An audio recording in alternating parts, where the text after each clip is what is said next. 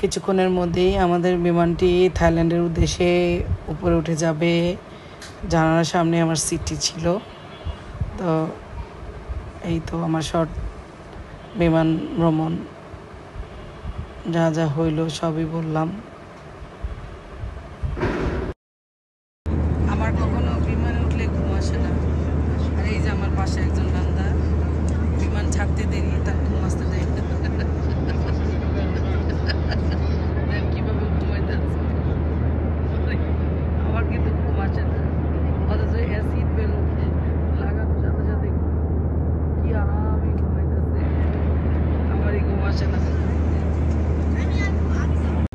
বাংলাদেশ থেকে থাইল্যান্ড আসতে বিমানের কি 2 ঘন্টা লাগে। আমরা আর হয়তো কিছুক্ষণের মধ্যে ল্যান্ড করব থাইল্যান্ডে। বিমানে উঠলে একটা বিষয়ে খুবই অসহ্য লাগে, সেটা হলো নিজের কানে নিজেই শুনি না কি বলতেছি। কান এত শব্দ খায়, নিজেই বুঝতে পারি না যে আসলে কি বলতেছি। তোমার কি একটা অবস্থা? আরেকজনের শীতে কাটু মরবো কাকু করে দিচ্ছে, কিচ্ছু শুনতেছি না যে কি কও, কিচ্ছু শোনা যায় না। কিছুক্ষণ আগে পেটটা বইরা খাইলা, এখন আমি কেমনে খাইতেছি তুমি বুঝলাম না। কিছুক্ষণ আগে লোক কি বইরা খাইছে, এখনো খাইতেছে। আমার তো রুচি নাই মুখে। এতগুলা খাবার খাইলাম আমরা সিটি ব্যাংকের বুফে, এখন আবার কিভাবে খাইতেছে আল্লাহ আমাকে জানে। সব নিছ, সব নিছি।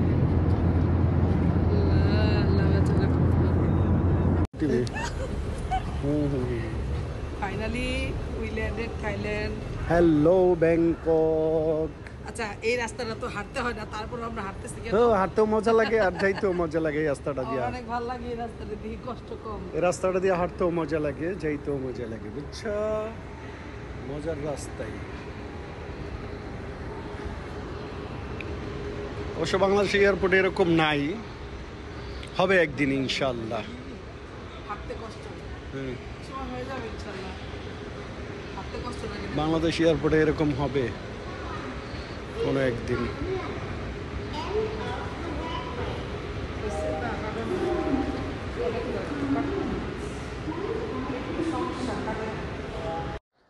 দুই 2017 সালে থাইল্যান্ড আসছিলাম।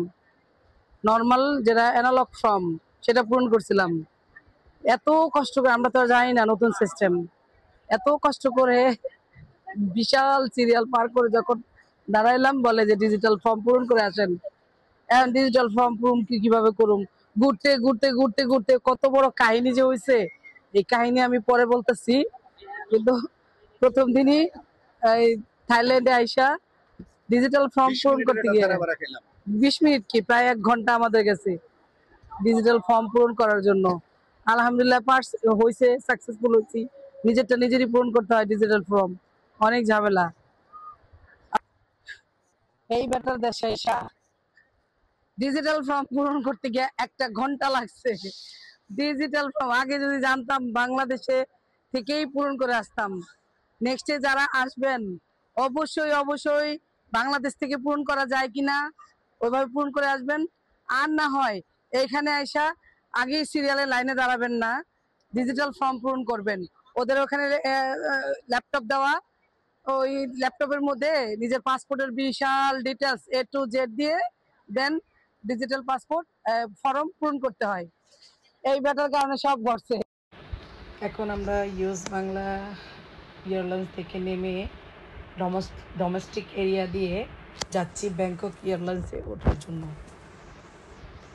তো ডিজিটাল ফর্মটা একটা মোস্ট ইম্পর্টেন্ট। এখন প্রত্যেকটা দেশেই ডিজিটাল ফর্ম পূরণ করতে হয়। বাংলাদেশে বিমানে ওঠার আগে মানে দেশ থেকেই এই ফর্ম পূরণ করা উচিত সবার।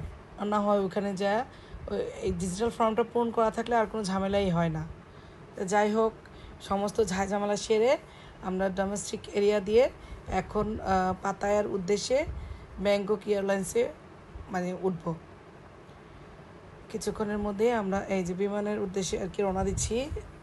যে আমরা ওই বিমানটা ধরবো এই জন্য। তো এখানে অনেক কিছু আছে, খুব ভালো লাগছে। নেমি ম্যাকডোনাল্ডসের বিশাল বড় ব্যাংকক এয়ারলাইন্সে আমাদের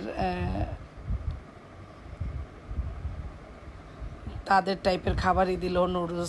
নুডলসের মধ্যে এটা ছিল লাউ পাতা তো ভিন্ন, আর মাছটাকে কি সুন্দর বলের মতো করে রান্না করছে, স্টিম করছে আর কি। তো অত খারাপ না, ভালোই লাগছে। এরপরে যে পাশে যেটা ওই কেকটা অনেক অনেক সুস্বাদু ছিল। কেক না, ওইটা একটা মানে কেকই, খুব মজা লাগছে। এটা কিন্তু মাছ, ভাল লাগছে। প্রথমে একটু মুখে দিয়ে কেমন কেমন যেন লাগতেছিল, পরবর্তীতে দেখি যে না, মজাই লাগতেছে। খাইলাম ভালো করে, পুরোটাই খাইছি, ভাল লাগছে, খারাপ দেয় নাই, ভালোই দিছে। তা আমি মনে মনে এবার যখন বাইরের উদ্দেশ্যে যাই তো চিন্তা করছি যে যখন যে দেশে যাব ওই দেশের খাবারটাই খাবো, যাই হোক ওই দেশের খাবারই টেস্ট করতে। যাই হোক, আমরা বিমান থেকে নেমে এখন আমরা নিচে নেমে যাচ্ছি। তো পাতায়ের উদ্দেশ্যে আমরা এখন ট্যাক্সি নিব। প্রথমে সিম কার্ড নিব, মানি এক্সচেঞ্জ থেকে মানি এক্সচেঞ্জ করব, সিম কার্ড নিয়ে দেন আমাদের হোটেলের উদ্দেশ্যে একটা ট্যাক্সি নিয়ে হোটেলে চলে যাব। তো এই ছিল আমাদের বিমানবন্দরের শর্ট জার্নি। বাংলাদেশ বিমানবন্দর থেকে নিয়ে ব্যাংককের পাতায় বিমানবন্দর ছিল আমাদের। নেক্সট আমরা পরবর্তী বিমান থেকে নেমে মানি এক্সচেঞ্জ করলাম, সিম কার্ড নিলাম, তারপরে আমাদের পাতায় আমাদের হোটেলের উদ্দেশ্যে ট্যাক্সি ক্যাব নিয়ে নিলাম। তো রাস্তায় আছি। তো নেক্সট ভিডিওতে আমরা কোথায় কোথায় ঘুরি, কী কী খাই, সমস্ত কিছু আমি